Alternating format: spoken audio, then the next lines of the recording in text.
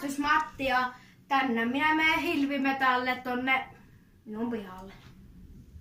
No niin, ja nyt minä olen täällä minun kutistyspaikalle ja viime vuonna tuli varjossa muutama pikkulintu, että odotellaanpa niitä hilviä. Tulla hilvi! Iso hilvi. Mennäänpä katsomaan mikä sieltä tuli. Että mitä iso hilvi se on. Se on joku ukko. Naapuri Teppo! Teppo! Ei se näytä herää. Täällä on poliisi!